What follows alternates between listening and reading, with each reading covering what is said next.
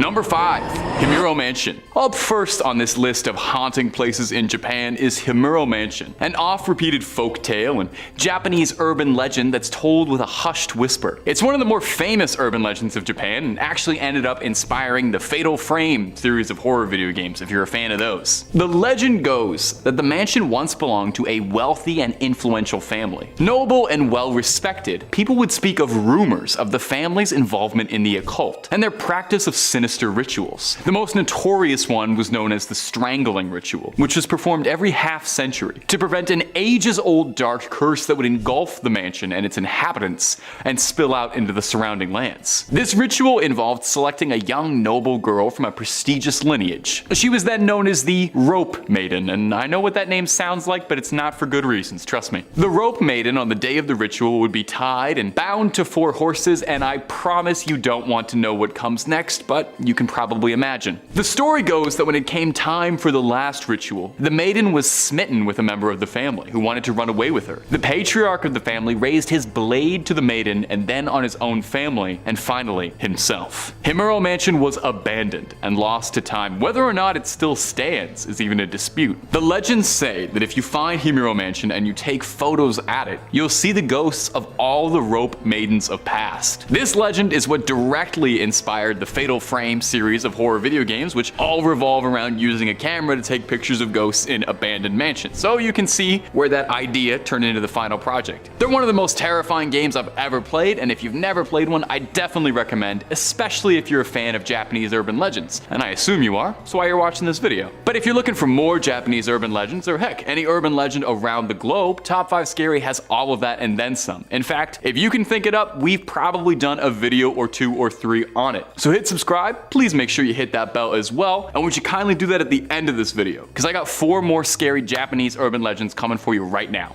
Number 4. Hiroshima Castle. Coming up next on our list of hot spots to avoid is Hiroshima Castle. It's located in Aomori Prefecture, and it has a history steeped in darkness and ghostly legends. This beautiful castle, surrounded by cherry blossom trees, holds secrets that whisper through its corridors and send shivers down the spines of those who dare to explore. The legends say that Hiroshima Castle is haunted by the tormented spirit of a young maid named Oshichi. In the feudal era, Oshichi served as a maid in the castle's quarters, where she felt deeply in love with a samurai. However, this forbidden love was discovered, and Oshichi's lover was punished and executed for the simple crime of love. Consumed by grief and longing, Oshichi's heart turned to darkness. On the night he was to be executed, she set the castle ablaze. She had such a lust for revenge. Who perished in that castle? Countless lives burned away that day, trapped in the inferno she caused. Tragically, Oshichi herself would be lost to the flame as well, as the castle burned to the ground. Since then, the spirit of Oshichi is said to haunt Hiroshima Castle, seeking solace and eternal reunion with her lost love. Visitors have reported encountering her ghostly figure, a pale and ethereal apparition clad in tattered robes wandering the castle's grounds. Her mournful wails piercing the silence of the night, echoing the empty halls, leaving those who hear it trembling with fear. Now, souls far braver than I have ventured into the castle's depths and have experienced chilling things. Sounds of footsteps that appear to be coming from nowhere but following them, a cold gust of wind that tickles the back of their necks, and an overwhelming feeling of being unwatched by unseen eyes, shadowy figures flickering in the corner of your vision. Some visitors have even claimed to witness the sight of flames dancing in empty rooms, a ghostly reminder of the tragedy that unfolded centuries ago. I'm certainly not brave enough to visit Hiroshima Castle, but if you are, definitely check it out. I just recommend you know exactly where the fire exits are before you go, just in case. If it happened once, it might happen again. That's all I'm saying. Number 3. Mausoleum of the first Qin Emperor, Qin Shi Huang. The tomb of former Emperor of China, Qin Shi Huang, is notable for many reasons. Maybe it was because in 1974, when farmers from the Shaanxi province were digging a well, they discovered hundreds upon hundreds of terracotta soldiers, complete with horses, chariots, officers, infantry, a court, I think even some bears, oh my. They discovered one of the world's greatest archaeological wonders, 2,000 terracotta soldiers in Qin Shi Huang's tomb. The tomb was built like this basically to serve as history's most impressive flex.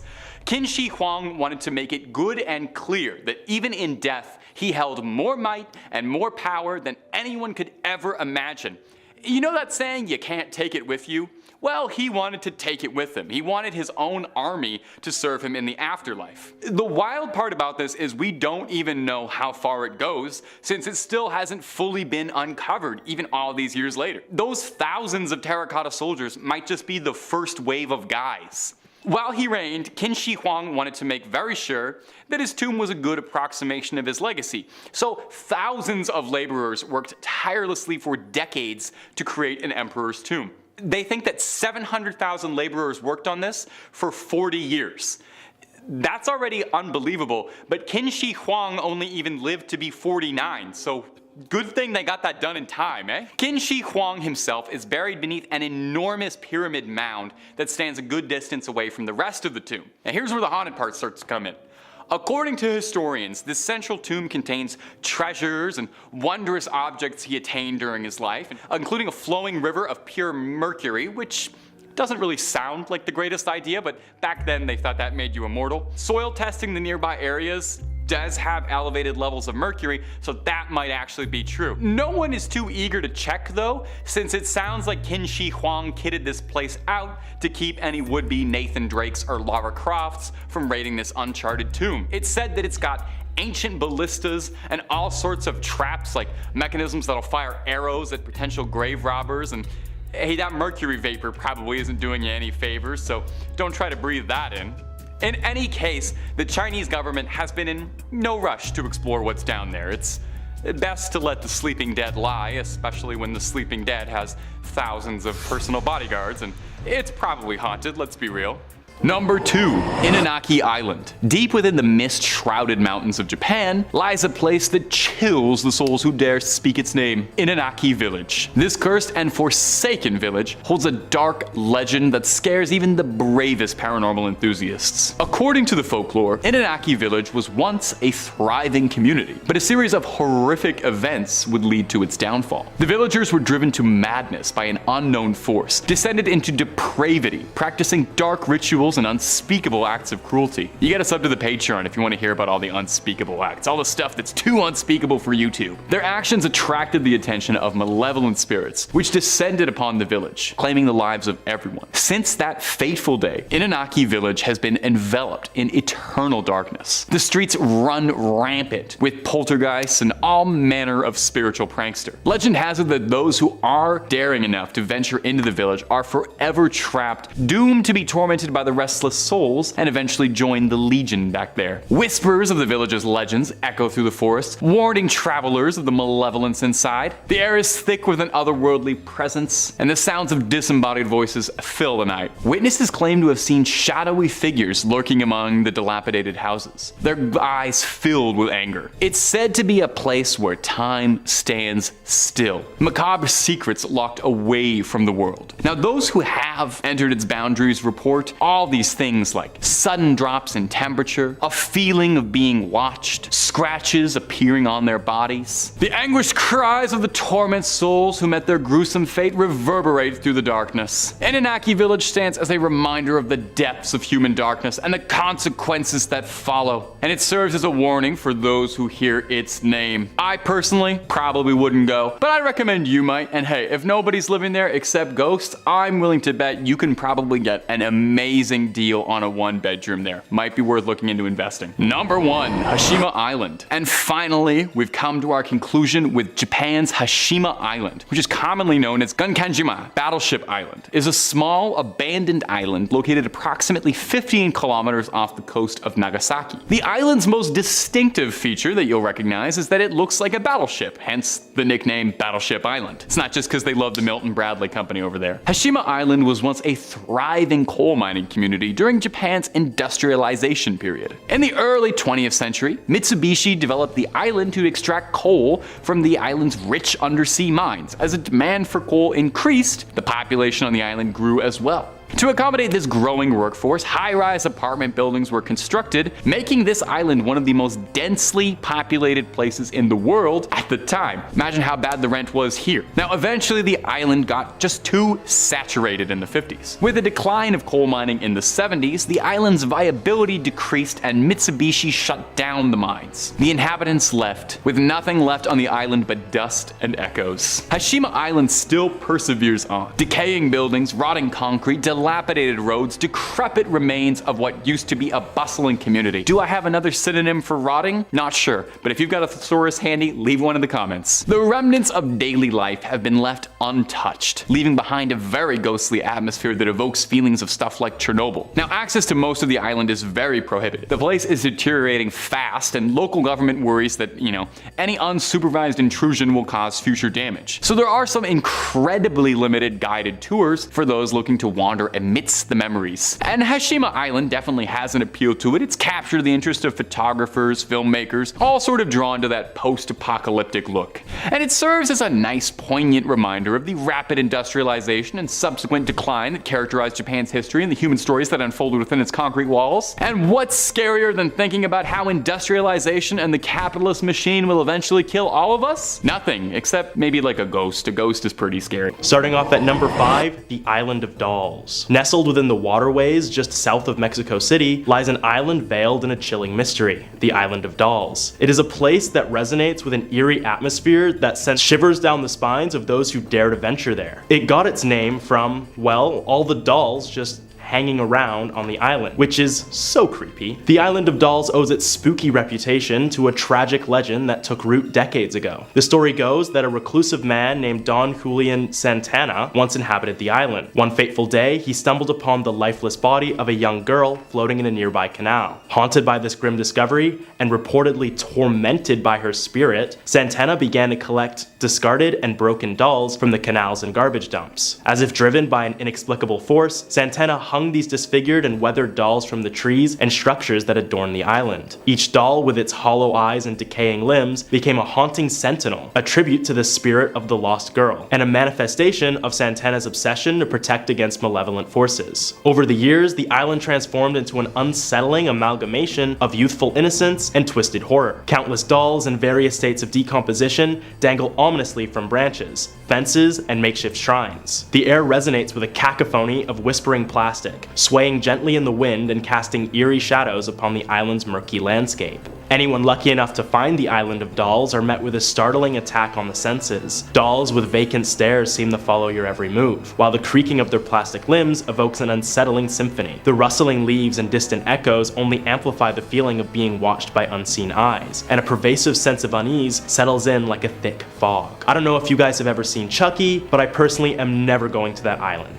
Ever. In a world captivated by the digital and the predictable, the Island of Dolls stands as a testament to the enigmatic and the unknown. Google Maps may lay bare the streets and landmarks of our world, but this haunting isle remains shrouded in the shadows of its own haunting past. Next, at number 4, Draculas Castle. Perched high upon a rugged hill in the heart of Transylvania, Bran Castle stands as a timeless sentinel of history, mystery, and folklore. Its jagged stone walls loom like the teeth of a beast, casting a grand silhouette of a starved monster. Better known as Draculas Castle, this imposing fortress has captured the imagination of generations, spawning theories as to what its origins are, who resides there, and its purpose. Built in the 14th century, Draculas Castle's grim purpose was shrouded in secrecy, its shadowy corridors echoing with whispered tales of unspeakable horrors. Within its heart, a labyrinth of cryptic chambers and chilling catacombs await, a realm where time has danced to a different rhythm, and where the line between reality and the supernatural is irrevocably blurred. A macabre masterpiece of Gothic architecture, Bran Castle's towering spires and ominous battlements seem to claw at the heavens, a testament to the power and the darkness that thrives within. As one ventures deeper into its foreboding depths, portraits of ancestral lords and queens gaze down with eyes that follow your every move, their watchful presence hinting at an age-old pact with the undead. Legends whispered in hushed tones speak of secret passages that wind like serpents beneath the castle, hidden alcoves concealing the coffins of the immortal vampires who walk the night. Torchlight dances upon stone walls, casting eerie, dancing shadows that seem to writhe like restless spirits longing for release from their eternal rest. closed. Outside, the moon cast an otherworldly glow upon the desolate landscape, illuminating the ancient cemetery that stretches before the castle's gates. Tombstones, worn with the passage of time, bear cryptic inscriptions that tell of the souls lost and lives extinguished in the name of an insatiable hunger. Within these walls, where the air is full with a scent of ancient evil, one can almost hear the whisper of cape against stone, the faint flutter of wings, and the soft, hypnotic cadence of a heartbeat that defies mortality. It is a place where the legend of Dracula breathes, where the boundary between life and death is a tenuous thread ready to snap at any moment. As the winds howl through the battlements and the moon casts its eerie glow upon the castle's spires, one can't help but feel that the veil between the worlds is at its thinnest here, and that the spirit of the vampire himself may still roam these halls, forever haunting those who dare to tread within the realm of Dracula's castle. And number 3, South Base Island Lighthouse. Perched atop the rugged cliffs of South Base Island in Put-in Bay, the historic lighthouse stands as both a beacon of maritime history and a portal to a realm of ghostly legends. The South Base Island Lighthouse, with its iconic red brick tower and majestic views of Lake Erie, cast a haunting silhouette against the ever-changing skies, drawing visitors from far and wide who seek to unravel the mysteries that have enshrouded this hallowed site for decades. Built in 1897, the South Base Island Lighthouse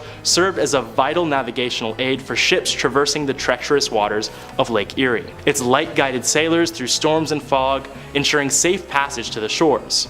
However, as time marched on and technology advanced, the lighthouse's significance diminished, eventually leading to its decommissioning in the mid-20th century. But as darkness descends upon the island, the lighthouse takes on an air of malevolence. The wind howls like the mournful wails of lost souls, while the crashing waves below create a symphony of despair. Those brave enough to step inside confront an unsettling stillness, punctuated only by the occasional creak of floorboards under an invisible, unrelenting force. Phantom shadows dance along the walls. There are ethereal forms casting an ominous dance that defies explanation. Visitors recount harrowing tales of icy fingers brushing against their skin, of ghostly whispers that worm their way into their minds, and of an overpowering sense of dread that lingers long after they've fled the premises. The lighthouse had to be shut down after several reports of it turning off at random times, or guiding sailors towards dangerous areas, despite being completely unmanned. One can only assume that this mischief was the work of the spirits that haunt the lighthouse. This forsaken lighthouse has earned its place among the most terrifying locales in Ohio, a reputation upheld by relentless tales of ghostly apparitions,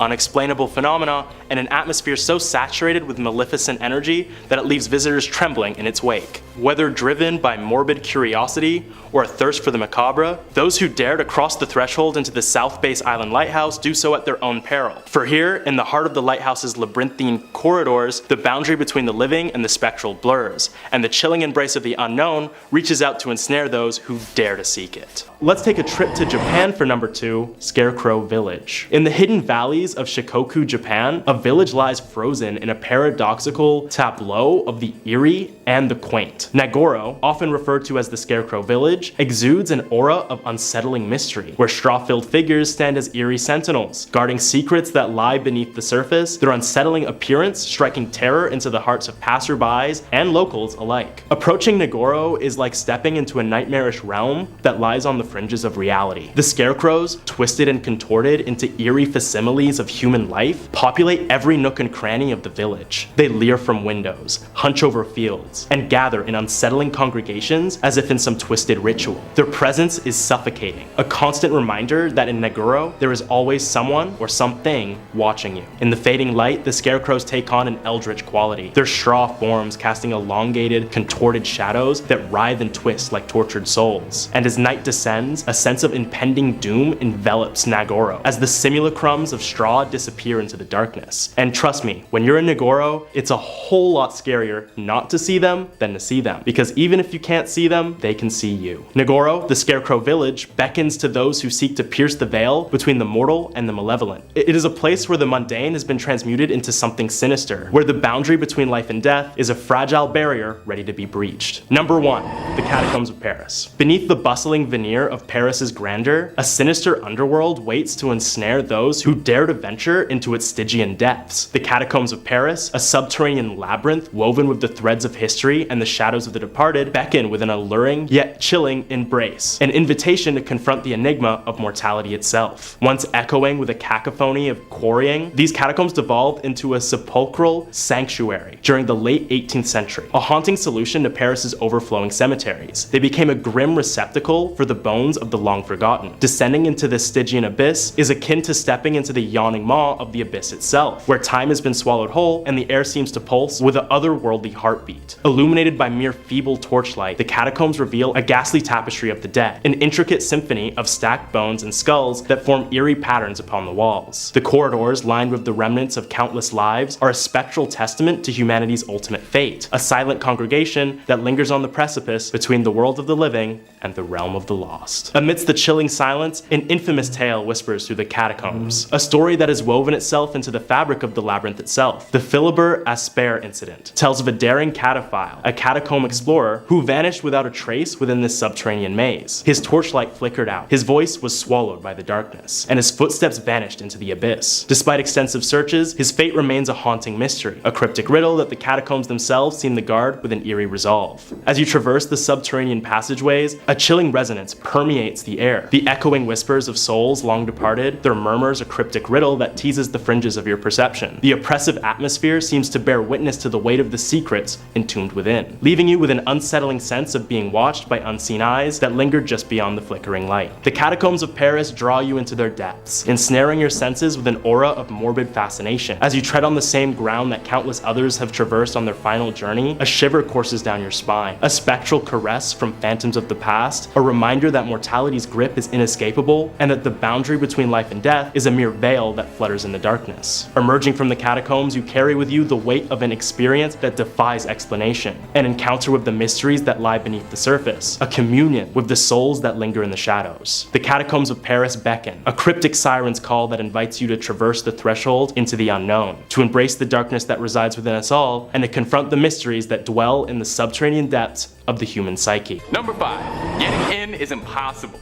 Area 51 didn't get a reputation as one of the most secretive places in America because it was easy to get into. And there's a reason our best idea for getting a peek inside was to just swarm the place en masse and hope that there'd be too many of us to stop. The thing is, they saw that coming.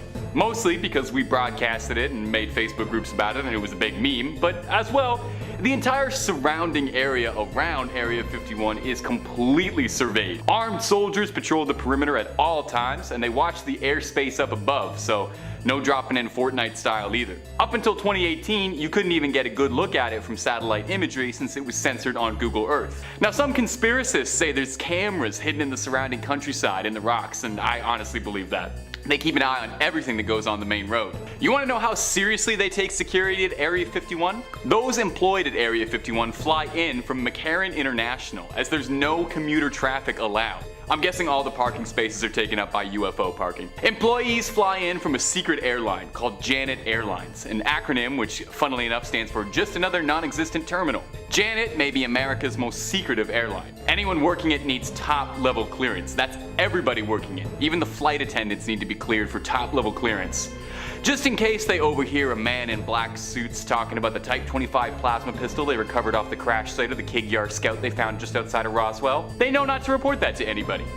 Now, no word on whether or not Janette Airlines contributes to air miles, but I have to imagine their frequent flyer reward program is pretty impressive. Number 4 on this list is the moon landing. With the Cold War at its height and the space race in full swing, the United States in 1969 made the first successful moon landing in human history. Or at least, that's what they wanted us to think. Ever since the moon landing took place, conspiracy theories of its validity have run rampant. Many people believe that the Americans never really landed on the moon in 1969, but just faked the whole thing to get a leg up in the Cold War. Most people believe that Area 51 was the site where they filmed the whole thing. Area 51 is a massive space that's super closed off to the public. This would be the perfect location to film something like the moon landing if you ever were to do such a thing. You wouldn't want to draw attention to a set like this, so renting out a studio in LA probably wouldn't have been the best idea. If this is true, then it also begs the question, how many other things have been doctored here? Does the United States regularly film stuff here that isn't real and then release that to the public? Unless somebody comes out from the film crew that made this fake video,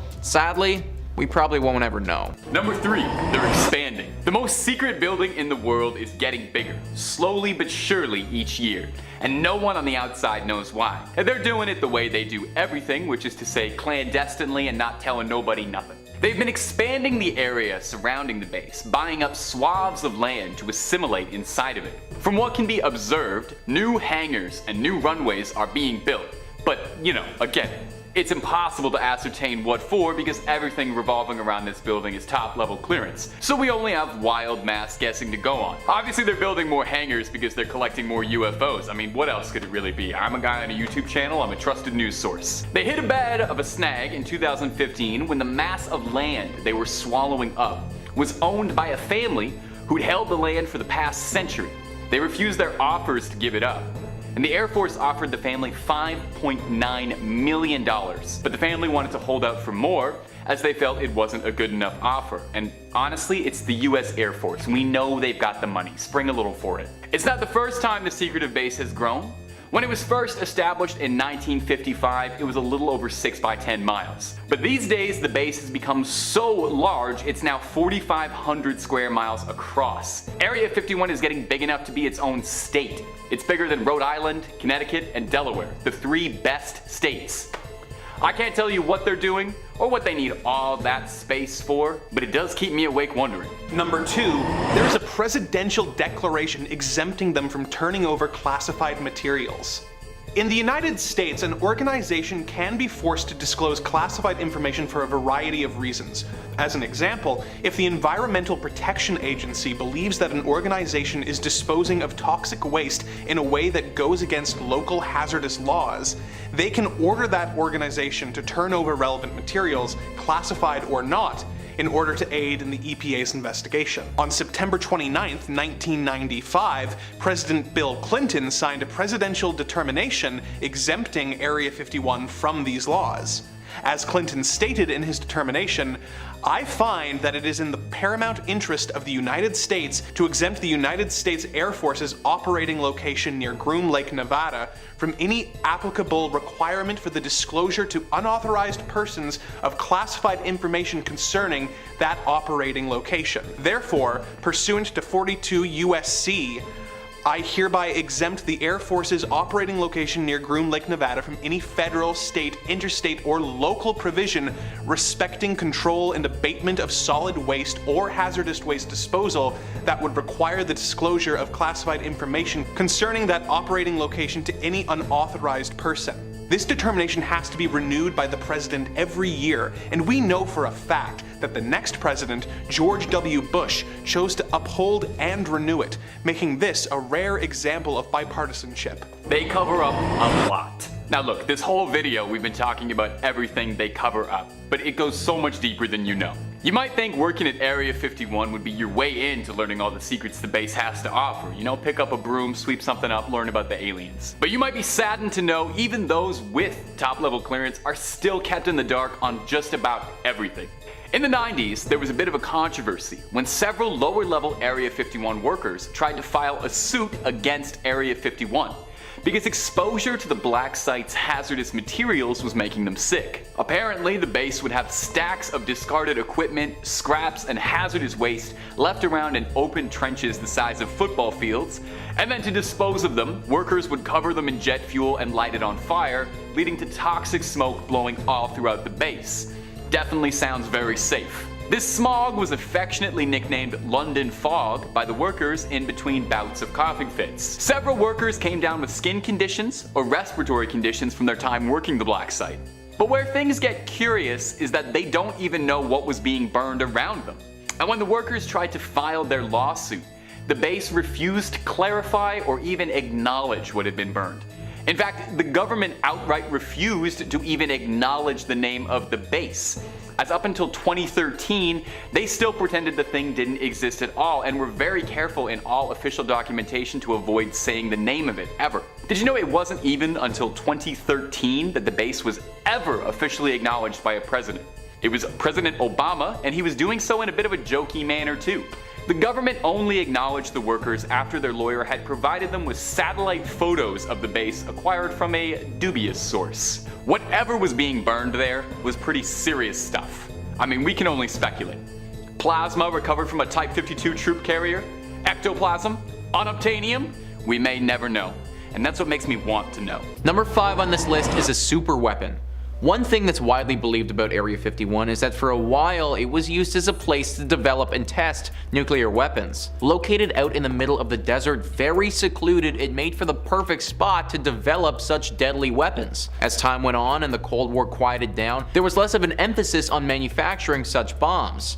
In fact, dismantling these bombs has been something that's been going on for quite some time in an effort to make sure we avoid nuclear annihilation of the entire planet. This is all well and good and probably the best thing for all of us. But some believe that this site is kept so secret because there's another type of weapon at play. Nobody knows exactly what it could be, but some people speculate that the United States government specifically uses this site as a place to develop a super weapon. Something that the world would have never seen before. Whether this weapon would take the place of a bomb or a gun or a pathogen is currently unknown, but it would dwarf the atomic bomb in deadliness for sure. Dismantling all atomic bombs looks really good in the tabloids. Making a massive super weapon that could destroy entire countries doesn't look nearly as good. This is why the government has made it their mission to keep it all under wraps. Also, if word got out that the government was trying to make some sort of super weapon, well, it doesn't matter what the actual intentions behind the weapon are, other countries would interpret that as very threatening. They would then either need to build their own super weapon or try to stop America from ever completing the construction of theirs. Both of these scenarios would be very bad for humanity and is definitely something that the American government would want to avoid. I have no idea what this super weapon could be or what it could entail, but if America was making something like this, you have to imagine that Area 51 would be the spot for it. Number 4, employees are paid in cash. In 2010, some of the secrets about Area 51 were declassified, and former employees were able to talk about their time at the secretive military base.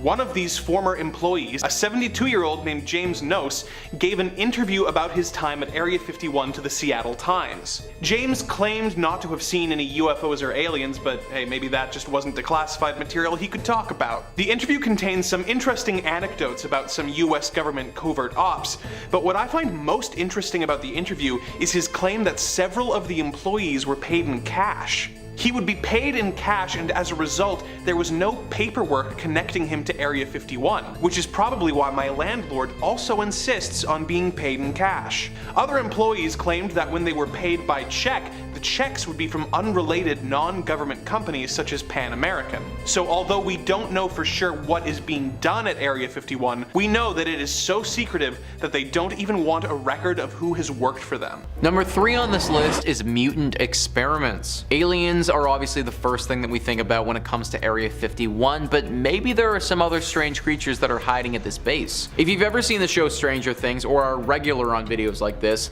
then I imagine you've probably heard of the project Mk Ultra. If you haven't, then this was an illegal project conducted by the CIA starting in the 50s to try and wield the power of mind control. Through a series of horrible experiments, the CIA would take people, often give them large amounts of hallucinogens, and then subject them to forms of psychological torture. Lots of the people that took part in these experiments were horribly scarred for life, and most of them never recovered. This whole process broke so many human rights violations and really was not a good look for the American government. They eventually stopped in the 70s, and when this info was finally released to the public, faced some pretty bad backlash because of it. Experiments of this nature may not be happening anymore, but many have speculated that something similar could very easily be going on at Area 51. In 2018, new documents were released about Mk Ultra, and it showed that the CIA had 6 dogs run, then stop, then all turn around and run back, all from implanting brain chips in them.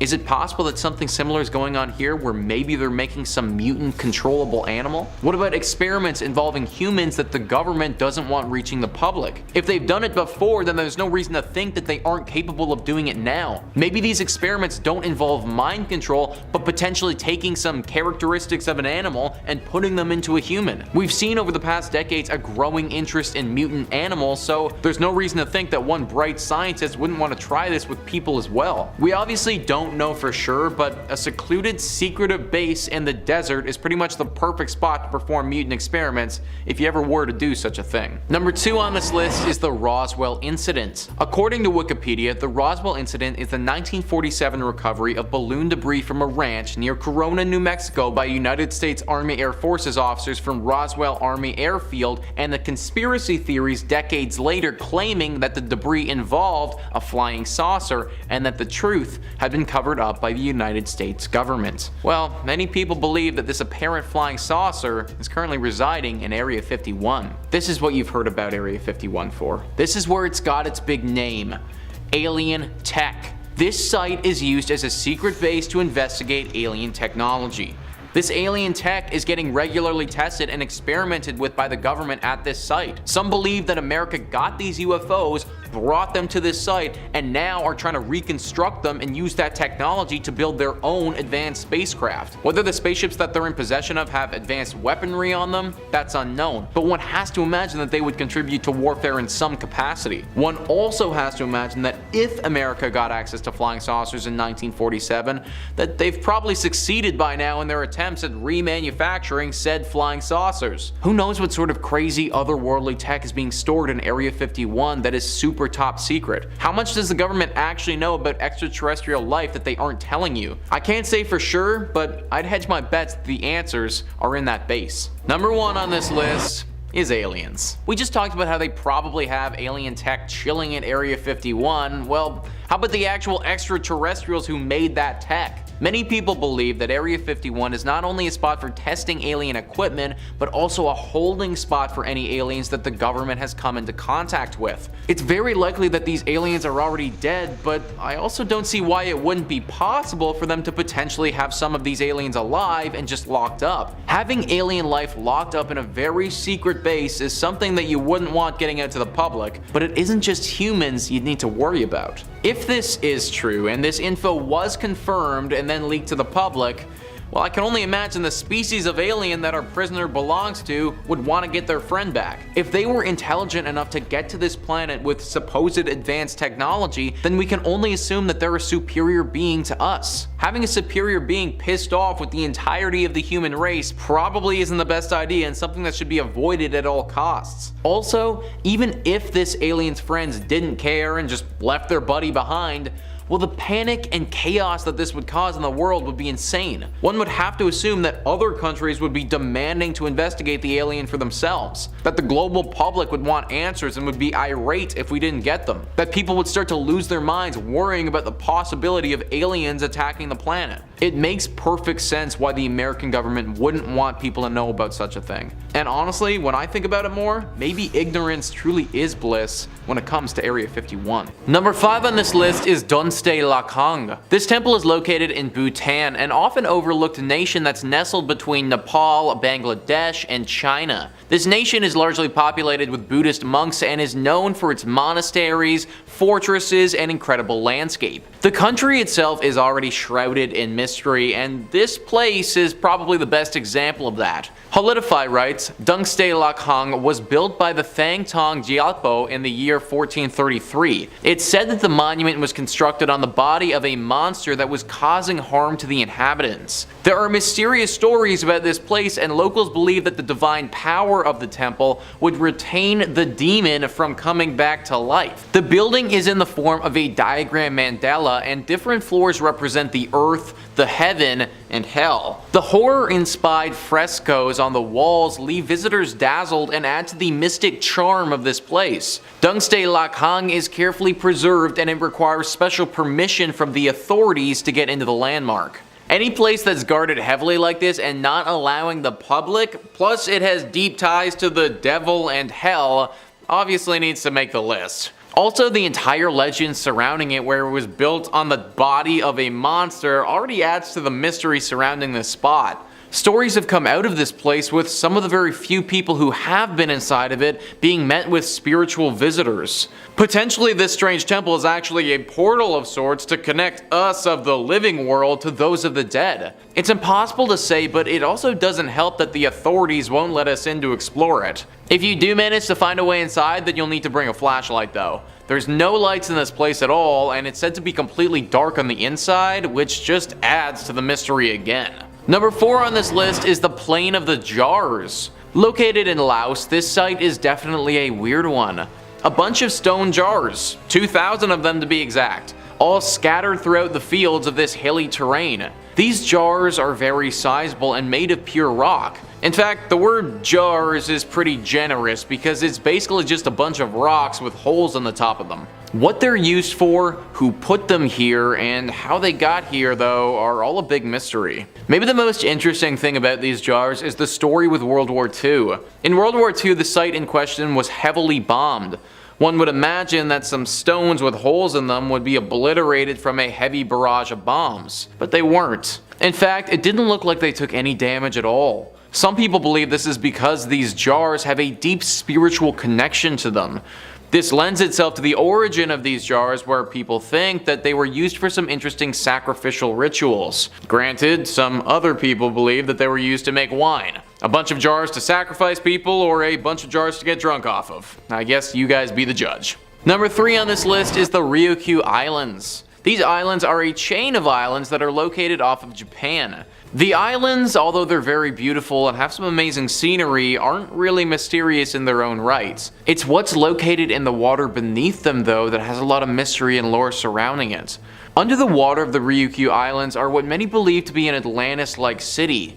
It was discovered in 1995, so very recently considering human history. At first, this ancient city was thought to be just a naturally formed monument, a rock formation that just happened to be thrown together by the earth underwater. However, as more experts looked at it, the theory that it was man-made started to gain a lot of traction. It's a mysterious pyramid-looking structure that nobody can really explain. Nobody knows how it got there or what it was used for, if it was man-made. Also, think about it if it actually was man-made like people are suggesting. Either we made it underwater, which makes absolutely no sense at all, or we made it so long ago that the water levels rose over top of it. Meaning that we're talking about something thousands and thousands of years old. What the heck were these people building here thousands and thousands of years ago, and why were they doing it? Number 2 on this list is the Mustang Caves. These are absolutely wild caves and really don't make a lot of sense. Tripoto says, being one of the world's greatest archaeological mysteries, the Mustang Caves lie in one of the most remote and isolated regions in the Himalayas. The landscape is unlike anything else found in Nepal, with strangely sculptured rock formations comprised of nearly 10,000 den openings perched more than 150 feet above the ground. It's unknown who dug them, since whoever did would have had to scale a near vertical rock to do so, a task almost impossible to accomplish by even experienced climbers. No one knows what their purpose was either, with theories ranging from living quarters to burial chambers. A visit to this mysterious spot will definitely leave you amazed and equally confused. These caves literally make zero sense, guys. It is straight up a cave inside of a mountain. Like, how on earth do you get to that place on the mountain of the cliff face to begin with, and then once you're there, how do you dig a massive hole to get these caves? Explorers have found mummified bodies in these caves before that can be dated back to 3,000 years ago. That is a long time ago, when people wouldn't have presumably had the technology capable of constructing things like this. There's also been a lot of sculptures, paintings, and other things found in these caves. However, none of what has been found indicates which group is responsible for making these things in the first place. They also don't know why they're there either. It's possible that these were just burial sites, but it also seems like overkill to build these cliff caves for just something like that. Others have speculated that these spots are used to practice advanced tantric yoga, or back in the day, perform some sort of ancient rituals. It's likely that we won't ever know the full purpose. And number 1 on this list is Fangu. Fangu, or better known as the City of Ghosts, is one of the most spiritually connected places in the world. Atlas Obscura says, the city has been around for nearly 2,000 years, filling it with a spooky sense of the past. Its origin story begins back in the Han Dynasty when two officials decided to run away to the area and live out their lives, where they eventually, the story goes, became immortal. Yin and Wang, the names of the officials, were combined during a later dynasty to mean King of the Underworld. Most of the popular landmarks in the City of Ghosts have names that reference the afterlife. Last Glance at Home Tower, Nothing to be Done Bridge, Ghost Torturing Pass. Covering the sites are statues and other artistic depictions of ghosts and devils, terrifying works that represent what happens to those who haven't lived good lives after theirs is taken from them. Less popular, but no less fascinating, is the theme park haunted house made to represent the terrors within the afterlife, complete with neon paint and vendors hawking scream masks alongside an alleyway. The giant face seen in the hill is called the Ghost King, and it holds the Guinness World Records title as the biggest sculpture carved on a rock. At 138 meters tall and about 217 meters wide, the Ghost King can be seen from all around the city. It's believed that every single person who dies must pass through this city before reaching the full afterlife. In this city are 3 tests for these souls. Wikipedia says that first they must pass the Bridge of Helplessness. This stone bridge was built during the Ming Dynasty and is a test for good and evil. It has 3 arches and only the middle one is used for testing people. There are different protocols for crossing the bridge depending on sex, age, marital status. At the bridge, demons allow or forbid passage. The good are allowed to pass, while the evil will be pushed to the water below. This is now done as a tourist attraction, and performers characterized as demons momentarily stop tourists on the bridge but finally allow them access. Then the dead must proceed to Ghost Torturing Pass, where they present themselves for judgment before Yanlao Wang. This is the second test. In this area there are large sculptures of demons. The third test is done at the entrance of Tianzi Palace, where the dead must stand on a certain stone on 1 foot for 3 minutes. According to legend, a virtuous person will be able to do it, while an evil person will fail and be condemned to hell. Clearly a super mysterious spot that you probably weren't supposed to see until you die. Number 5 on this list is Pine Gap. Pine Gap is a massive military base that's hid away in the Australian outback, completely away from the public's view. It's jointly run and occupied by the American and Australian governments. The airspace over top of it is a complete no-fly zone, and the complex itself is obviously very locked off. Many of the locals have come to speak of this place as Area 51 of Australia. Now, unlike Area 51, this place hasn't been linked to aliens. It's actually been linked to a super secret, super high-tech surveillance system. At this point, it kind of feels like common knowledge that the government is occasionally peeking in on our conversations. Well, Pine Gap in Australia may be the spot that most of that happens at. Echelon was the codename given to a massive signals intelligence collection device. It's believed that this location in Australia collects this information and stores it there. Think about that. A massive site out in the middle of the outback with all of our info stored on a massive hard drives at somebody's fingertips. With over 800 people apparently employed at this base, there are 800 several individuals that know more about you than I think any of us would like. Your entire communications history is just waiting there to be revealed to the public. It's no wonder that this place isn't talked about too much, because think about how damaging it could be if that info was leaked to the public or somebody got a hold of it. The amount of secrets that could be discovered by spending an hour or two at that place is honestly difficult to comprehend. Number 4 on this list is Mka Island. Mka Island is a volcanic island that's part of the Aleutian Islands. And for those of you who aren't aware, the Aleutian Islands are a grouping of islands off of the coast of Alaska that stretch into the Pacific Ocean. Now, this place is really interesting because by all accounts, hardly anybody lives there at all. In fact, it's possible that there are no permanent residents there whatsoever. Or that's just what the government wants us to think. Tons of areas on this island just simply can't be found on Google Earth. This would probably go completely unnoticed if it wasn't for the fact that the Americans used this place as a spot for nuclear testing several decades ago. From the 50s to the 70s, this was a spot used by the American government to test out their weapons. Obviously, you don't really want the world knowing about this or seeing your capabilities, so keeping it a secret would be important. This apparently ceased in the 70s, but then it begs the question, why is it blotted out on Google Earth? Why are there sections of this island that the world can't see? Starts to make you think that maybe this isn't just an innocent Aleutian island in the Pacific Ocean, but actually a spot that never stopped testing weapons. Or if they did stop testing them, then maybe this is where they're developing them now. If I'm about to do something shady, then an island in the middle of nowhere with no permanent residents would certainly be my spot of choice. It's very possible that the American government feels the same way. Number 3 on this list is Harvey Point Defense Testing Activity Facility. This site is located in North Carolina and is definitely something that the government doesn't like to advertise. Ever wonder where the elites of the elite train? Like the super secret, super advanced soldiers that only come out for the crazy covert missions?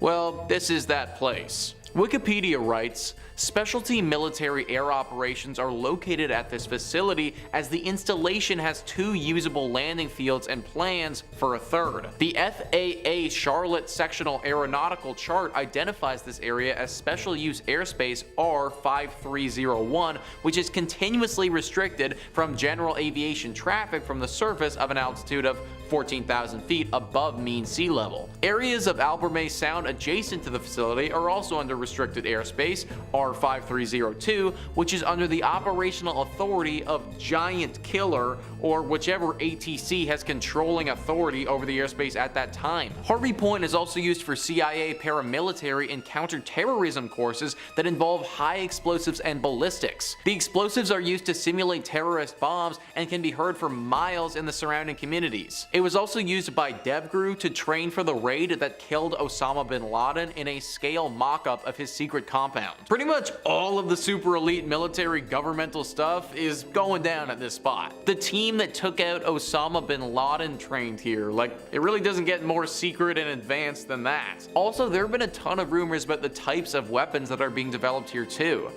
Incredibly advanced aircraft that will have capabilities hard for us to even understand are apparently being built here. The advancements may not just stop with equipment either, but may even go further to people as well. Obviously, Iron Man and Captain America are superheroes and they aren't real, but if there ever was a site where the government was to be experimenting with things like that, then this would be it. Either incredibly advanced war bodysuits or literally making superhumans, then this could be the place where all that goes down. Number 2 on this list is Janette Island. Janette Island is located in the East Siberian Sea and belongs to the Russians. This island is shrouded in mystery though for the history it has had with Google Earth. Similarly to our other creepy Alaskan island, when you go on to Google Earth, you can't actually see anything here. In fact, for a while, all you could see was a black blob where an island should be, and then more recently it was changed so that there's literally no landmass here at all. The Sun writes, it's not clear why the island is blurred, although there have been issues around whether the territory belongs to Russia or the USA. Some conspiracy theorists have suggested the spot is an ideal location for a secret Russian military base as it's relatively close to the US and Canada. Google often blocks out military locations on its Maps tool, including air bases in Germany, missile silos in Russia, and bases in Afghanistan. Images of the island were provided to Google by the International Bathymetric Chart of the Arctic Ocean, a project to map the Arctic Ocean initiated in St. Petersburg, Russia. This Russian military base thing has definitely been gaining some traction. As the Sun said, this base would be pretty close to North America, which is something Russia would definitely want. It's also super secluded and the perfect spot to be conducting some really questionable experiments or projects that you don't want prying eyes of the world to see. When Google was inevitably asked about why they don't have a picture for this, the spokesperson for them declined to comment. And number 1 on this list is Zenemsk. This is a Russian city and one that's largely been kept off the radar since its birth because it's something that the Russian government doesn't want anyone to know about. Passport Symphony says, Zenemsk was founded in 1948 as a missile test range facility under the name of Caspian Yar. Multiple launches of test rockets and satellites were carried out at this site throughout the years. Eventually, Kasputin Yar became a cosmodrome in 1966, and like the other cities on this list, it wasn't shown on the map until the 1990s. There are many things that make Zenemsk the most mysterious city in Russia, and one of them is a UFO crashing that happened in the 1950s.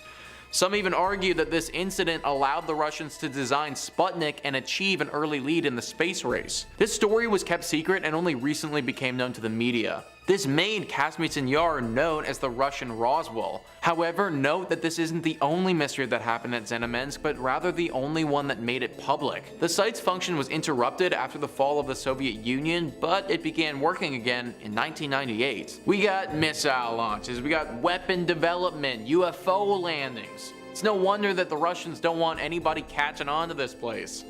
The fact that it was literally around for almost 50 years before it even appeared on a map is super questionable as well. What the heck was going on at this place for 50 years that was so secretive that they couldn't have anyone even knowing about its existence? One has to think that this place is similar to Area 51 in America. I personally wouldn't be surprised if Russia's still using this as a spot to do some really scary and probably pretty questionable experiments without anybody knowing. Those could involve aliens, genetic mutations, maybe even advanced weaponry development. It's hard to say truly what's going on at this place, and it's likely that Russia kinda wants to keep it that way.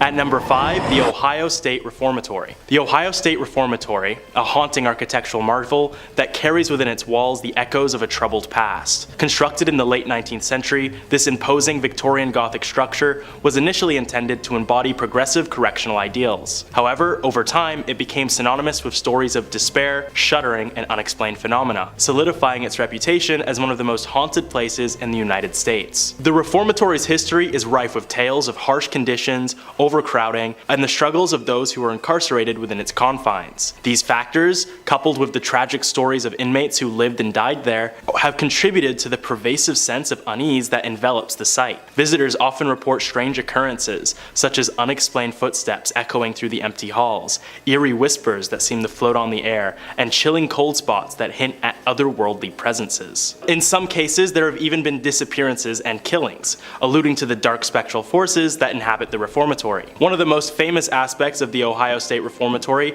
is its appearance in the movie The Shawshank Redemption. While the film highlighted the Reformatory's grim atmosphere, its true history is far richer and more complex. The architecture itself tells a tale of a bygone era, with its intricate detailing and imposing structure standing as a stark contrast to the stories of suffering that unfolded within its walls. Guided tours and events at the Reformatory allow visitors to explore its various sections, from the imposing cell blocks to the eerie solitary confinement area, known as the Hole, creating an immersive experience that evokes a sense of timelessness. The stark contrast between the ornate exterior and the haunting interior serves as a poignant reminder of the complex and often troubling history that defines the Reformatory. While some may dismiss claims of paranormal activity as mere superstition, the stories and experiences recounted by those who have visited the Ohio State Reformatory are difficult to ignore. The combination of a somber history, decaying architecture, and the mysterious ambience that permeates the air makes for an unforgettable experience that lingers long after the visit is over. Number 4.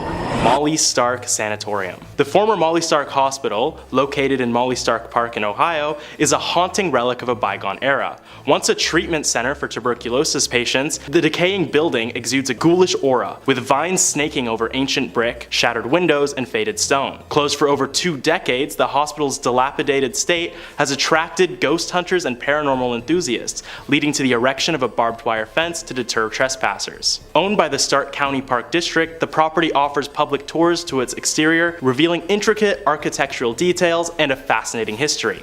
The hospital, originally constructed in 1929 at a cost of around $1 million, treated tuberculosis patients until the 1970s, and later served as a mental health facility and a rehabilitation center for those suffering with addiction. The tour provides insights into the hospital's architectural flourishes, including a portico and stone-carved religious symbols, reflective of the faith that played a role in caring for those afflicted by tuberculosis. The hospital's conditions quickly began to decline decline in the mid-1970s, after reports of ghost sightings within the hospital. Patients and staff alike bore witness to the likes of victims of tuberculosis, despite the fact that treatment for the illness was invented 20 years prior. These now-deceased patients were known to disrupt medical examinations, cause mass hysteria among patients and staff, and even cause many disappearances within the hospital. The amount of distress these apparitions caused eventually led to the hospital's closure in 1995. Nowadays, the site's haunted reputation draws curiosity seekers, but the tour focused mostly on the building's history rather than the many ghosts that still scuffle about the old hospital. At number 3, the Hanging Coffins. In the remote mountain town of Sagada, a chilling testament to ancient rituals and the enigma of death hangs suspended in the misty air. The Hanging Coffins of Sagada stand as a solemn testament to a practice shrouded in mystique, a site that both fascinates and unnerves, embodying a profound connection between life, death, and the sacred. Seems to be a lot of hanging objects this episode. Nestled high upon limestone cliffs on the outskirts of the village, these eerie coffins defy gravity, seemingly tethered to the rock face by an otherworldly force. Their presence evokes a somber reminder of the Cordilleran traditions that have endured for generations, a tradition where the deceased are placed in coffins, often carved from hollowed out logs, and suspended on precipitous cliffs to bring them closer to the spirits and the heavens. Approaching this site, one can't help but feel a sense of reverence mixed with trepidation. The air is heavy with the weight of centuries, and the wind carries with it echoes of ancient chants and prayers. The coffins, swaying gently in the breeze, serve as a poignant reminder of the fragility of existence. Reminder that even in death, our connection to the world endures. The cliffside cemetery stands as a silent congregation of souls, each coffin etching a story of a life once lived, a tale that becomes intertwined with the very landscape that cradles them. It's a site that ignites the imagination, prompting thoughts of the rituals, beliefs, and ceremonies that once accompanied these solemn placements. As the sun sets over the horizon, casting an amber glow upon the hanging coffins, one can almost feel the spirits of the departed drawing near, a presence that transcends reason. It's a place where the barrier between the living and the dead becomes tantalizingly thin, where the echoes of ages past resound like the ringing of a distant bell. Speaking of bells, why don't you guys subscribe and press the notification bell if you're enjoying the video?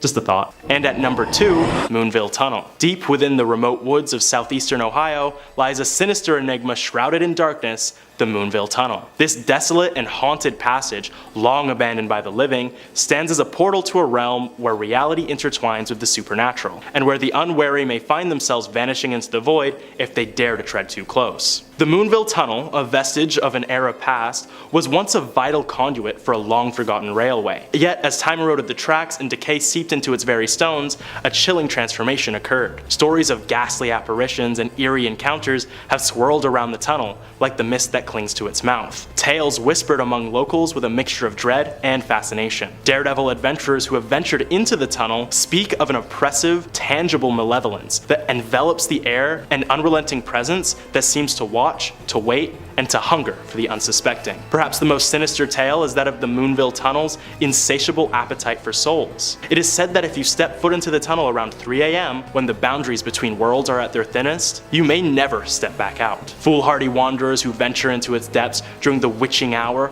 risk becoming mere specters themselves, forever trapped in a twilight realm of torment and despair. The tunnel's history is steeped in tragedy, adding to its ominous aura. Legends tell of a brakeman who met a grisly end beneath the wheels of an oncoming train, his anguished spirit now condemned to roam the dark expanse. Others speak of mournful phantom cries that pierce the silence, echoing the heart-wrenching despair of a long-lost soul. Visitors who dare to challenge the Moonville Tunnel's eerie reputation tread a perilous path, as the moonlight filters through the dense canopy, casting ghostly shadows upon the tunnel's yawning maw. A feeling of being watched intensifies. Footsteps echo with an eerie resonance, their sound swallowed by the blackness ahead. Time itself seems to warp, stretching and distorting reality as though beckoning the unwary to step beyond the veil. To approach the Moonville Tunnel is to court danger, to teeter on the precipice of the unknown. It is a place where the boundary between the living and the dead blurs, where the rules of our reality are subverted by forces beyond comprehension. As the wind whispers secrets and the very earth seems to hold its breath, those who venture too close may find themselves joining the ranks of the vanished, a chilling testament to the dark and untamed forces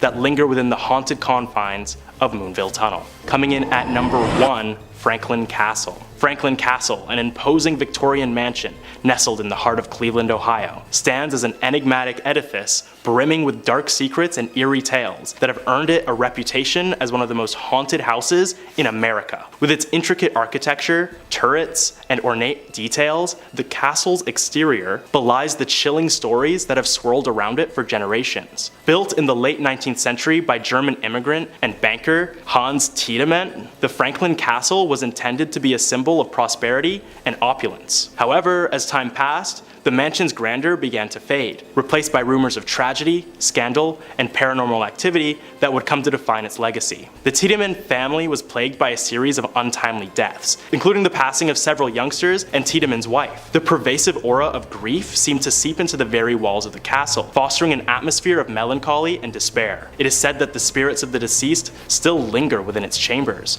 their presence felt by those who dare to venture inside. Over the years, reports of ghostly apparitions, disembodied voices, and unexplained phenomena have only added to the castle's haunted mystique. Visitors and paranormal enthusiasts alike have recounted chilling experiences, from encountering spectral figures that vanish into thin air, to hearing whispers that seem to drift from empty rooms.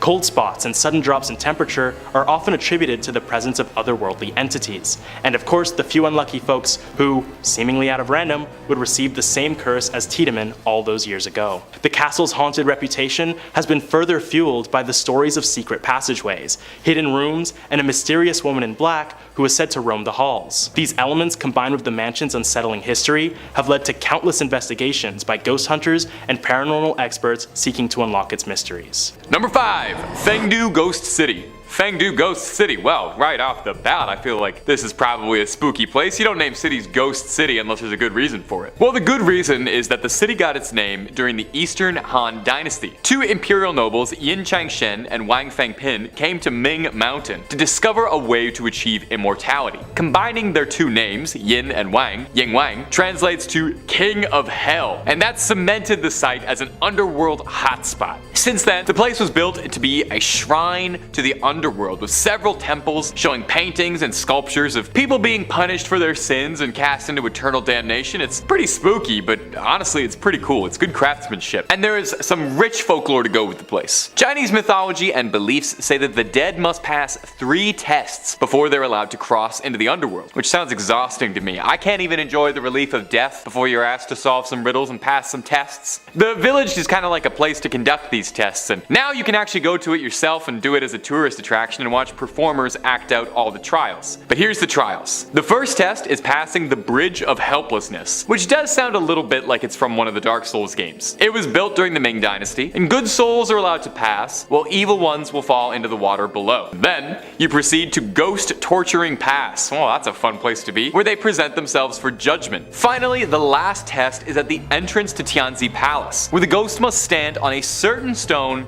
on 1 foot for 3 minutes straight. I don't know why I'm standing on 1 foot when the camera is above my waist. You can't tell what I'm doing. I could be standing on as many feet as I want. A good soul will be able to do it, an evil one will fall over. Now this site now is a popular tourist destination due to its very unique structures and fascinating, if not a little bit horrifying decor. I'd want one of those little statues maybe have in my house. I think they're kind of cool, to be honest. And if you're looking for more hellish haunted spots, terrifying tales of poltergeists, ghosts, ghouls, cryptids, aliens, and all kinds of freaks under the sun and above it, while Top 5 Scary is simply the only place to be. Subscribe and stay scared. Number 4. Kaishiku Grounds. If you go to Kaishiku today, you probably wouldn't think much of it at all. Most notable thing around there is a subway station, and aside from that there's a vegetable market outside, and you can probably score a pretty decent deal on corn. But if you visited Kaishiku back in the 19th century, however, when it served as an execution grounds for prisoners, you probably wouldn't feel too welcome. Thousands of prisoners were brought to the Kaishiku grounds to serve out their last moments. Every autumn, prisoners were taken through the Zwanwumen, which earned the fun nickname, the Gate of Death at dawn. Awesome. The doomed would then be lined up east to west, their necks stretched by rope to make it easier to chop. Well, that's good. We always want to make it as easy as possible for the guy chopping necks. A singular chop to the neck was considered the easy way out of a one-way trip to Kaishiku. Prisoners accused of more serious crimes would be sentenced to lingchi, which was a horrid punishment of slowly slicing someone many many times, leading to it sensationally being dubbed the death of 1,000 cuts by outsiders. These executions were designed to be a public spectacle, something for everybody to come and enjoy, something for the whole family to do when no good movies were playing. Kaishiku was one of the busiest intersections in the outer city of Beijing, so crowds would gather to see these things. Most horrifically about this, though, is that sometimes the prisoners who were executed, their bodies were photographed and made into postcards. Given this sordid history, is it much of a surprise at all that passers-by and visitors claim that they can sometimes see ghostly apparitions making their way through the dark hours of the night, or that you can hear screams at all hours? If you ever visit Beijing and make a stop by Kaishiku, take a photo. The postcards they sell in the gift shop are a little, dicey. Number 3, the Forbidden City. The Forbidden City. Well, that tracks. That sounds very forbidden. Well, back in the 14th century, when it stood as the heart of the Ming dynasty and served as an imperial palace, yeah, you'd have a pretty difficult time getting access if you were but a common serf like myself. But I think they've relaxed their stance just a little bit, because I found more than a few Google recommended articles for tourist things to do in the Forbidden City. I think they just charge like price of admission now. So it's actually very easy to get into the Forbidden City, and the Chinese government does know about this. So the formerly Forbidden City, which is not quite as catchy a name, is a beautiful tourist spot and definitely worth checking out. It's got years upon years of culture and rich history behind it, and most importantly, it's said to be very haunted. The Forbidden City is a pretty credible place for a haunting, if I must say. Ghosts are said to be born out of a place of malice, and the Forbidden City has over 600 years of deaths, assassinations, and who knows how many backstabs and plot twists where the intrigue are out there. The most recurring ghost story coming out of the Forbidden City, though, is that there's a ghost of a weeping woman, all dressed in white, wandering during the dark hours. Following her is a lingering flute playing. Visitors claim at times they see ghost dogs that run through corridors at the edge of the city, digging up ghost bones. Some travelers report feeling an indescribable strangeness while wandering through the temples. Could it just be they're overcome with beauty and majesty of one of the wonders of the world, or is there spectral energy floating through the air? Before we move off on this one, I want you to take a look at this. A travel blog from Vancouver posted about their experiences traveling through the Imperial City. They noted how odd it was that all the doorways had a raised platform. The guide told them that was a way to confuse ghosts to keep them out. They took tons of photos, but only one stood out for them when they came back. See anything suspicious? Like a ghostly figure just kinda hanging right there in the center? Ugh. Number 2, Dead Fengmin Village. Coming up next on this list is going to be Fengmin Village. Fengmin Village is sometimes known as Dead Fengmin's Village, which is not exactly the most welcoming name you want to hear, but there's a pretty good reason for it though. The village itself is about as dead as a village can be, long abandoned by an unknown tribe. It's located in the valley of a nameless mountain in northern China's Henan province. An abandoned city left in a nameless mountain. It seems like it's the start of a chosen one, like heroic journey out there, start of a quest. The surrounding landscape is supposedly quite beautiful. A flowing brook, a lush forestry and trees, and buildings from the Qing dynasty. 39 buildings, 200 rooms, all of them left completely vacant. And the weird part? No one even knows why. There is extremely little information to be found on Fengmin Village. Who lived there, what happened to them, and so on, making it absolutely rife for urban legends of hauntings and ghosts. It's a fairly popular spot for backpackers and hikers with an interest in the supernatural who are looking to discover something in the lost village. One story tells of a hiker named Maitreya who would make expeditions out to Fengmin Village, camping alongside the river just outside with a few companions. On one of his treks, he got the bright idea in the middle of the night to prank his companions by jumping and scaring them, which, let me just say, I absolutely have to respect that. You're camping out in an abandoned ghost village, you have to seize the opportunity to prank your friends just a little bit. Well, before he got a chance, he got served up his own scare, because he swears a discordant, sad-sounding voice kept calling his name out over and over, in a voice he said he couldn't recognize or had never heard before.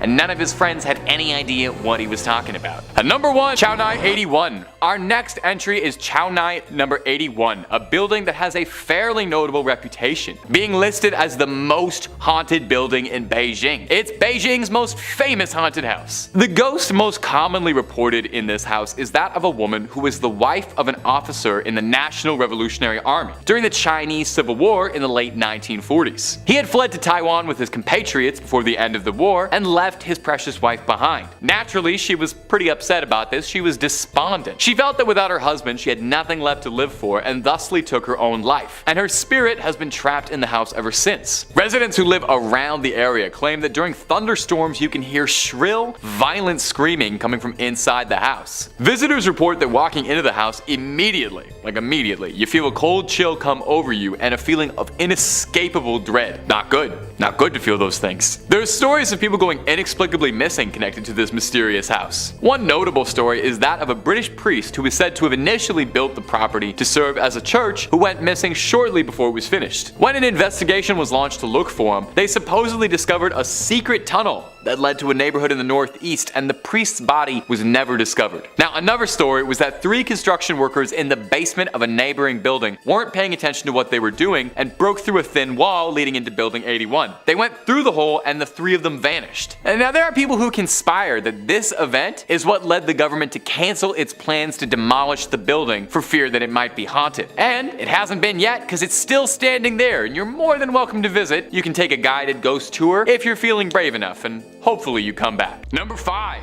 the Castle of Good Hope. Coming up first on our list of haunted hotspots is going to be the Castle of Good Hope in Cape Town, South Africa. It was first built in the 17th century by the Dutch East India Company, so you just know there's bad vibes there to begin with. It's the oldest colonial building in South Africa, and if you believe the local legends, it's allegedly one of the most paranormal spots in the country. The first reported paranormal sighting from the castle came from 1915, when a tall, pale, mysterious man dressed in black, he sounds familiar, whose attire didn't match the era at all, country or anything, appeared seemingly out of nowhere, walking alongside one of the castle's ramparts before vanishing as soon as he appeared. Now that's pretty weird, definitely, not quite enough to label a place haunted, but it was a one-off incident, right? Well, in 1947, this same strange man kept appearing, making regular visits for weeks on end. He'd be jumping off the castle's walls, seemingly plummeting to his doom, only to reappear again to do it all again. I gotta be honest, he sounds kinda sick, all things considered. Sounds like he just wants to bungee jump and vibe out as a ghost. Another popular story from the castle is that of former governor, one Peter Gisbert van Noot. Whew, you try saying that 5 times fast. He passed in the castle on the 23rd of April, 1728, the same day he had sentenced 7 army deserters to the death sentence. The legend has it that one of these soldiers hexed him and demanded he face him and watch the execution. Van Noot was apparently a bit squeamish and refused the invitation, and later that day was found dead at his desk, slumped over. And some believe his ghost still wanders the castle's halls. And there were more ghosts I couldn't even fit into this one video because there's so many hauntings from this place. I recommend you read up about it afterwards. And if you want way more videos about haunted spots, ghosts, goblins, aliens, cryptids, conspiracies, true stories, fake stories, we got all of that and then some. So click through on Top 5 Scary, find something to watch, something to fall asleep to, I don't judge. Stay subscribed, stay scared, but stay watching this video. We worked hard on it. Alright, moving on through. Number 4, the Chernobyl Exclusion Zone. Maybe this one's a bit of an obvious pick, but our next entry is going to be the infamous Chernobyl Exclusion Zone, the real-life post-apocalyptic wasteland of Pripyat. Have you ever heard the word Canopsia? Maybe not. I don't even know if I'm pronouncing that right. I only learned this word today. But it refers to a feeling of seeing an atmosphere that you know is supposed to be populated, but isn't. And I feel like that word definitely applies to Chernobyl, or like liminal is a very good feeling too. It is kind of a liminal space because you see all of these buildings and you can imagine a life happening there, but it's frozen in time. The Chernobyl blast would be enough to cover a whole video and then some. I heard there was a very good HBO series about it. And trying to cover it in under 2 minutes would be foolhardy, so here's the super quick Coles Note versions, is that a late night safety test simulating a station blackout power failure ended up starting a huge blast, which eventually threw radioactive material that blew all over Pripyat and the surrounding areas, causing everyone to have to pick up everything and evacuate, never to return. 50,000 people used to live here, and now it's a ghost town. And yeah, I'm not gonna lie, I only know that line from COD 4. All gillied up, best level in the series. That one's just for my gamers out there. Now you can actually visit Chernobyl, although they don't really recommend you do. You know, it's not a fun hotspot for tourism or anything. People who delve into the zone for recreation, or to find things, are called stalkers, named after the Tarkovsky movie of the same name, revolving around visits to a strange zone, and not the video game Stalker, where bandits raid the apocalyptic zone, although you would be forgiven for thinking that. Visiting the zone is no easy task. For one, it's recommended that you absolutely go with a guide or someone who knows the area very well, and then come all the requirements. You mustn't touch anything whatsoever. No vegetation. There are wild dogs that live in Chernobyl, and they're very cute, but you can't touch them at all because there could be traces of radiation in their fur. You have to wear an outfit that covers as much as possible. Big boots, you know, don't show up in your sunners and flip-flops. They recommend wearing a mask too to avoid inhaling any dust or, you know, any of the radioactive particles that could still be floating around in the air. Real life radiation, not half as fun as the comic books. You are very unlikely to come out of here with any web slinging superpowers. More likely just gonna have a bad cough and, you know, your family's gonna get real sad. You're asked not to enter any buildings because some are so degraded that they could collapse literally at any minute with the wrong pressure applied somewhere, and then you're just another tragedy. Now, I've never been, but from pictures, Chernobyl genuinely seems unreal, like it's not part of the world, you know? It seems like it's something out of a movie or a video game, but it's this harrowing, soul-crushing reflection of our reality, a stark warning on the dangers of nuclear power, and a grim reminder that your life as you know it can be upended forever in but a moment. Number 3. Himeji Castle and Okiku's Well. Himeji Castle. It's a majestic fortress located in Himeji City. Despite the castle's outward beauty, it hides a dark legend, centered around a cursed well, so infamous that it's inspired countless folktales and the iconic Japanese horror classic, Ringu. The legend revolves around a girl named Okiku, who served in Himeji Castle during the feudal era. Okiku possessed a great beauty and caught the attention of a samurai lord. She rejected his advances due to her loyalty to another samurai. Enraged by this rejection, the lord framed Okiku for a crime and accused her of stealing one of 10 precious family heirloom plates. Okiku knew she was innocent, and thus she refused to confess to the crime. The lord was a sadist and treated Okiku with cruel impunity. He tormented her, subjecting her to unspeakable acts, things better left said in polite company like my YouTube friends. Determined to get her to confess to this false crime, he cast her into a well, where she would fall to her death. This well is now known as Okiku's Well, and it's become a place of dread and sorrow. Do not drink anything that comes out of this thing, because it's said that Okiku's ghost emerges from the well, counting the plates repeatedly in a desperate attempt to prove her innocence and seek justice. Now, legend has it that if the count reaches 9, a terrible curse will befall Himeji Castle and all the inhabitants. Now, if this sounds kind of familiar, and maybe because I mentioned that it's the inspiration for Ringu earlier in this point, this was the inspiration for the iconic Japanese horror film franchise. A cursed videotape haunts anyone who watches it, leading to their gruesome demise in 7 days. The film's ghost, Sadako, or Samara Morgan if you're American, shares similarities with Okiku, including her ghostly emergence from a well and a vengeful desire to seek justice. And you know what? I bet both Okiku and Sadako are actually real sweethearts if you just sit down and get to know them. The well in Himeji Castle continues to captivate visitors who report all sorts of eerie things. Disembodied whispers and overwhelming feeling of unease near the well's vicinity. Are you brave enough? I honestly would not even dare. And also, I gotta work in 7 days, so I can't be watching any haunted videotapes. Number 2 is Snake Island. Our next entry, Isla de Quimara Grande, is formally dubbed as Snake Island, which really should tell you right off the bat that whatever I'm about to describe is not a friendly place.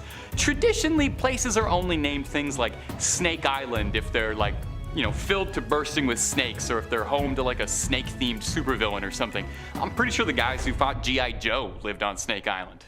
Anyway, Snake Island is called that because by conservative estimates, there's roughly a snake for every square meter of the island, meaning there's anywhere from 4,000 golden lancehead vipers or more living there. There's more snakes than there are people, and that's because most Brazilian locals know way better than to go to an island where one of the most venomous snakes on the planet live. Yeah, I left that part out. Well, I'm talking about it now.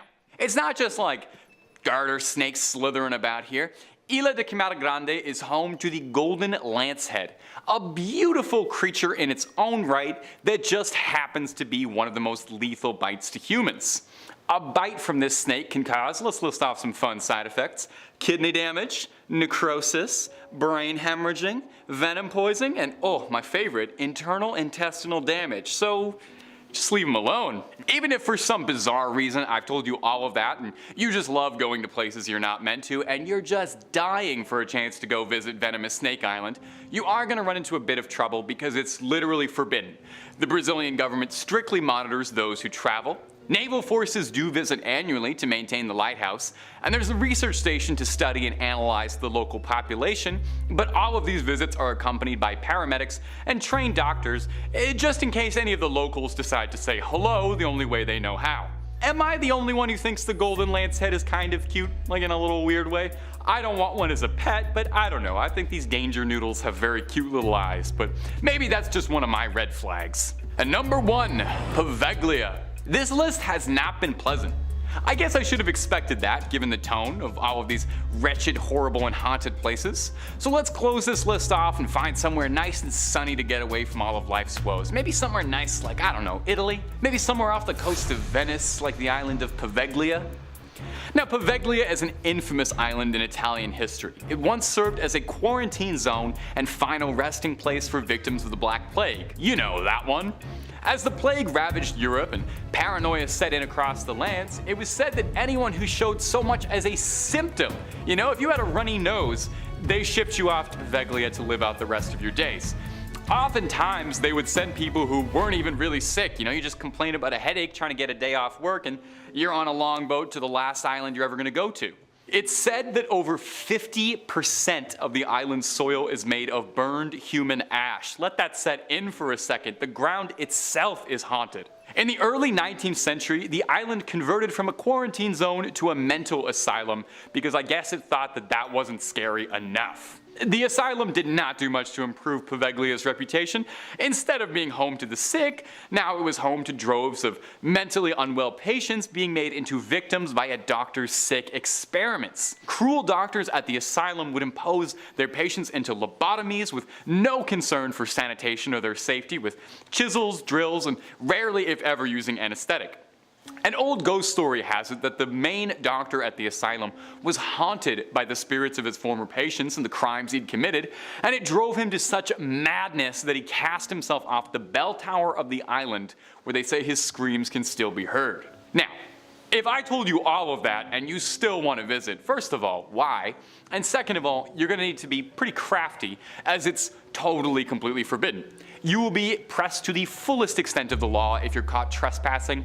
Not even remotely worth the risk, if you ask me. At best, you get arrested. At worst, haunted for the rest of your days. Kicking off at number 5, the LAANG Caves. And this place in particular is absolutely mind-blowing, given the fact that if it was indeed made by human civilization, then we've got to really take a look at how capable our ancient ancestors actually were at building things. Picture this, in 1992 in the small Chinese village of LAANG, the locals had lived for centuries beside a small series of ponds that littered the landscape. Local legend believed that these ponds were bottomless, infinite wells of water, but one local in particular named Wu and I set out to put that legend to the test. After pooling his money together with another villager, he purchased a pump and completely drained one of the ponds, and that's when Wu and I discovered that it wasn't a pond at all, but instead the flooded entrance to an ancient series of man-made caves. But when I say caves, I don't just mean a few interesting holes in the earth, I mean hand-carved caves, each the size of roughly 1,000 square meters, reaching up to heights of up to 100 feet. Inside, the ceilings, the walls, the pillars that maintain their structural integrity were all finished in the exact same manner, hand carved with a series of parallel bands and intricate markings. Now, no one has any clue how the hell these caves were created or who created them, but researchers have found that they date back to at least 220 BCE, a period that predates the ancient Qin dynasty, although no trace of their construction or even their existence has ever been located in the historic record. In fact, up until their discovery in 1992, the LAANG caves were forgotten to the sands of time. It makes you think, what else is lurking down there, right? Coming in next at number 4, Petra. And yes, of course, this is the scene that I was alluding to in our opening clip, the ancient city of Petra, described by UNESCO as one of the most precious cultural properties of mankind's cultural heritage, and perhaps one of the most amazing archaeological wonders on this fair planet. This place is fascinating, and it's a monument to the fact that we really have no idea how capable humanity has been for thousands upon thousands of years. Petra, originally known to its inhabitants as Rakmu, is believed to have been settled perhaps as early as 9000 BC, although earlier estimations have been suggested. However, by the 5th century BC, it is believed that the city of Petra itself was settled by the mysterious Nabatean kingdom, an ancient conglomerate of Bedouin tribes that were incredibly astute traders and economists who for the most part were a nomadic people but recognized the significance of Petra's geographical location. And for the most part that was fit exactly for Petra's purpose, as it quickly became a massive central hub for trading routes across the world, gaining the Nabatean kingdom incredible wealth in the process. But I mean, you just need to look at Petra to start scratching your head at the incredible intricacies of its design. I don't say this lightly, because the Rose City of Petra is an absolutely stunning feat of engineering at a time when nomadic societies weren't exactly known for their capability in raising wonders of the world. So how was it built? Well, the leading theory so far is that the Nabatean people harnessed the location susceptibility to flash flooding, gradually carving the narrow passages into the city-like network that we now know. Either way, whatever the truth to it, Petra is an ancient wonder to behold. Oh, and also archaeologists have just discovered that there's a gigantic monumental structure buried beneath the sands of Petra. So yeah, do with that information as you will. Swinging in next at number 3, Derinkuyu Underground City. And if things weren't already crazy enough, what if I told you that there is an ancient, highly advanced underground complex carved beneath the central Anatolian city of Derinkuyu in Turkey that is believed to have been large enough to have sheltered up to 20,000 people, and more than likely connects several other similar underground complexes across the ancient historical site of Cappadocia. Yeah. My thoughts exactly. I don't even know where to begin with this one, because as the eons of time have slowly shifted by, countless people have taken shelter within Derinkuyu, using it as their home across the ages, and because of that, it's incredibly difficult to pinpoint just exactly when it was built. Its purpose, however, is relatively clear. It's a multi-level city built underground, carved from the soft volcanic rock of the region. It consists of 18 stories that descend deep into the earth, comprised of sophisticated carved shafts that house the complex's multitude of amenities: communal rooms, wine cellars, oil presses, stables, even entire chapels. Each floor of the city can be closed off by a series of large stone doors, which in theory makes it some kind of ancient underground bunker given the other facilities gathered over time. Historically speaking, the Phrygians of the 8th century BCE were the first alleged inhabitants of the vast underground city, although the fact of the matter remains, we may never truly know who built this place. Scholars have given many suggestions, primarily being a sect of the ancient Persians or the Hittites, but I'm not entirely sure. Put a pin in this one, because there are many more secrets to be learned from this. Next up at number 2, Nan Madol. And what if I told you that this place in particular was the source of inspiration for none other than H.P. Lovecraft's sunken city of R'lyeh? As in, yes, in his house at R'lyeh, dead Cthulhu waits dreaming. That one. But if that's not impressive enough, the ancient megalithic architecture of Nan Madol, just off the coast of the island of Pohnpei, which is part of the remote islands of Micronesia, are something else entirely. And really, I don't know what to think when it comes to trying to decipher the eternal enigma that is Nan Madol, often referred to as the 8th wonder of the world. There's a reason it has left archaeologists scratching their heads ever since its rediscovery in the early 19th century. Now, carbon dating has indicated that the construction of the massive basalt stones of Nan Madol began sometime in 1180 AD, although many scholars find umbrage with this, given the fact that to move these giant hunks of rock from tiny island to tiny island and then carve them into a series of intricate channels and platforms is a feat in and of itself. Its purpose is somewhat clear though. Nan Madol appeared to have housed the ruling elite caste of the ancient Sudilair dynasty of Pohnpei, where it was used as a political and ceremonial seat of power, essentially housing a vast network of small floating platforms and islands that formed into a rich, majestic capital city carved from black stone. Yeah, I don't want to make any assumptions, but there are many more answers to be revealed by Nan Madol, and it's no wonder that Lovecraft himself found an ancient kind of inspiration from it. And finally, coming in at our number 1 spot, the Sahama Lines. And whilst you more than definitely have probably already heard of the Nazca Lines of Peru, I'm going to go one further and highlight the equally perplexing mystery that is the Sahama Lines of Western Bolivia, because boy oh boy are these things a head scratcher. The Sahama Lines are a network of thousands, possibly tens of thousands of perfectly perfectly straight paths that were etched into the ground by the indigenous peoples of the Americas for more than 3,000 years that were situated near the volcano of Sahama. Unlike the Nazca lines though, this particular network covers an area of over 22,500 square kilometers, which is approximately 15 times larger than their counterparts in Peru. And what are they? Well, no one knows, and we may never know, but what is clear is the startling precision in which they were made. These thousands of individual lines, each 3 to 10 feet in width, are almost perfectly straight, mile after mile, despite the ever-changing rugged terrain of the highlands, which would have been quite a feat for modern humanity, never mind an ancient indigenous people without the means to advance construction techniques. These geoglyphs were most likely created through the process of scraping away the dark, oxidized rock of the volcanic surface to reveal a lighter sediment beneath. You see, despite all of these enigmas of ancient history, the real question is, why did these people go to such lengths of time and effort to create them? What were their intentions of preservation? Who would have seen them or used them? Now, there are many leading theories, the most prominent of which is that the Sahama lines were used as a pilgrimage route to a series of sacred sites, but yeah, I have no idea. I really have no idea. I mean, I want to know, but will we ever? Well, on that ancient existential note, there we have it, our list for the top 5 most mysterious places in ancient history. What did you guys think? Do you agree? Have any more to add to this series in particular? Then please let us know your thoughts down in the comment section below, as well as any choice picks of your own. Before we depart from today's video, let's first take a quick look at some of your more resounding remarks from over the past few days. First up, Irish Lass says, "Awesomeness Jack, you are a mystery man. Who's your favourite author of all time?" Well, thank you very much, but first up, is that you are a mystery,